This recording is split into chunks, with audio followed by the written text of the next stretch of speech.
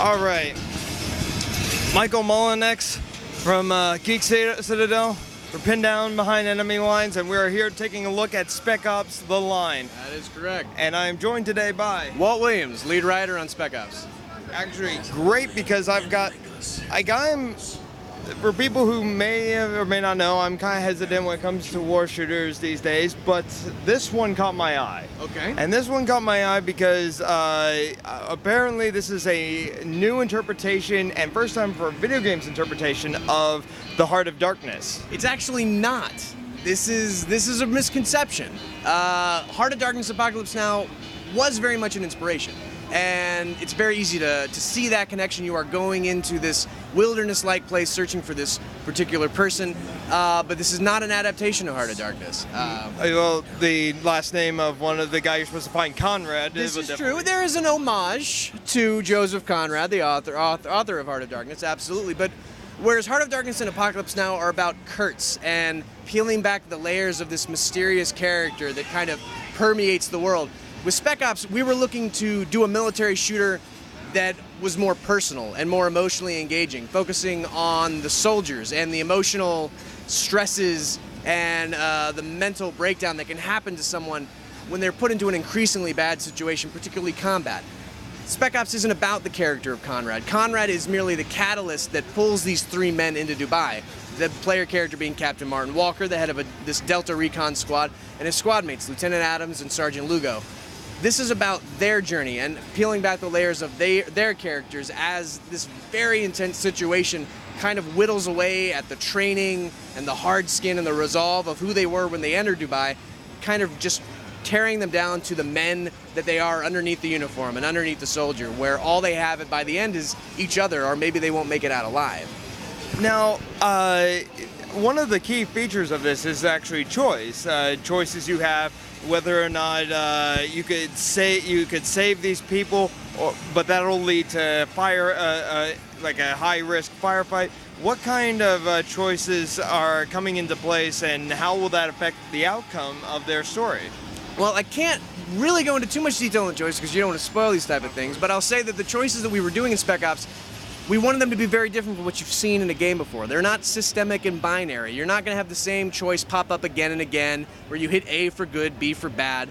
If you hit good, you're going to get a gun. If you hit B, you're going to get faction points, and then they're all going to add up and they're going to give you a certain ending. We're not doing that system. We wanted our choices to grow organically out of the narrative. So you're going to, say for instance, you're trying to rescue a kidnapped soldier who has been kidnapped by these looters in the city. You get to him, you save him, but when you get to him, this is a man, he doesn't know you. You're from outside the city. To him, you were possibly an enemy. He draws a gun on you. Now what do? What is your option? What are your options in this situation? You have to begin questioning, what are we as the developers going to let you do? Can you pull a trigger? Can you kill him? They're not going to let me kill a character that's obviously important that I meant to save. And these are the things we want you to ask, and then we're going to not tell you what you can do. We're not necessarily going to give you all the answers. We want you to think about the consequences.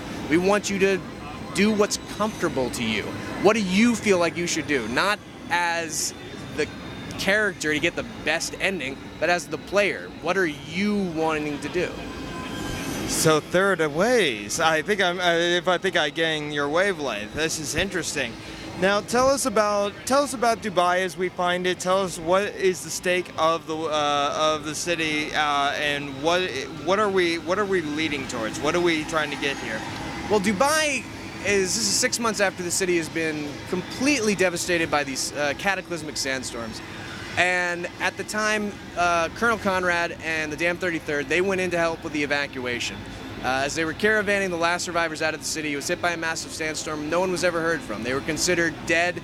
The city was left abandoned and shut down as a no man's land to stop looting, and that's it. 6 months later, however, a signal gets out, picked up, very torn up. It appears to be Conrad making a distress signal. So you're sent in looking for these survivors. You don't know that there's going to be any. You're just meant to go in, see if there are, then leave, and then contact command, who will send in a full battalion that's actually equipped to evacuate a large group of people. However, they find the city is still alive, that there are still people there, and not only are they alive, they have descended into madness. The city is at war. Everyone is tearing each other apart. Rather than leaving, you choose to go further in to find out what's going on, to find Conrad, to save him in particular. This is a man who means something very personal to Walker. He saved Walker's life once before, and he's looking to return the favor. And as they're getting caught up in this, they're finding that maybe the situation is not what they think. Maybe the heroes aren't really the heroes anymore. Maybe even as they get further in, maybe they aren't the heroes. Maybe Walker isn't the hero. Maybe he's driving towards a goal that he shouldn't be striving for. This is not so much a broader, we have to save all of the city, although that's the mission they went in with. This is much more of a, how can we save ourselves? How, are we too far gone to be saved? Is everything in Dubai too far gone to be saved? What can be done here, and what line do we have to cross in order to do it? Okay. Now, I'd also like to ask you, looking at the screen, about your technique for cinematic storytelling within this medium. We see him falling off of like skyscrapers, and we see him getting, him and his team getting swamped by sandstorms. What can you show us in this? Well, I mean, the sand is the main focus of natural disaster in Spec Ops. These cataclysmic, larger-than-life sandstorms. Obviously, Dubai is not covered in sand at the moment. This is a hyper-realized world. We need, no matter how immersive a game is, no matter how emotionally engaging a story is, you are still going to be physically connected from that world by your controller. You are not physically interacting with it. So to get the emotional reaction from the player that we want, things had to be hyped up. This is not meant to be a simulation. This is meant to be a hyper-realized world. Everything about it is going to be a bit more intense, a bit more extreme, because we have to bridge that physical gap. So what you're seeing in this world is these massive cataclysmic sandstorms that are hitting the city nonstop and have been doing so for months upon months upon months, just dumping sand and without any infrastructure in place anymore to fight it back. So the sand is piling up, just blowing windows out, blowing choppers out of the sky, bringing down sky cranes, just continual massive damage, because there's no one there left to upkeep it. There's no one left to try and mitigate that damage. So it's just getting worse progressively. The sand is literally eroding at the city. Now, you mentioned the over-the-top suspense of reality kind of deal, but and anybody who's seen footage or pictures of Dubai, a lot of very interesting, especially for that part of the world, different types of like underwater restaurants or hotels, and large towers and like oasis-looking paradises, and even an entirely functional ski slope. Is there any of that might poke its head into? Oh, absolutely. Well, that's the thing. Dubai is an amazing, it's barely even a real city when you think about what's in there. It goes against everything you might expect in a city. It's already like a video game city. A lot of these landmarks are going to pop up, but at the same time, it's such a fantastical city. There are parts of Dubai that don't exist. You may not be able to know. You may think, obviously that's actually in Dubai, but you may be wrong. There are even times when I'm not totally sure.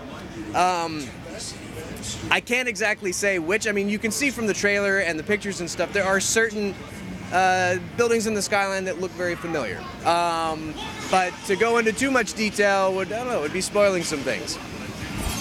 Good deal, good deal. You're giving me just enough hook to get me caught on this, and I think I speak for all of my viewers when I say I am totally ready for this game.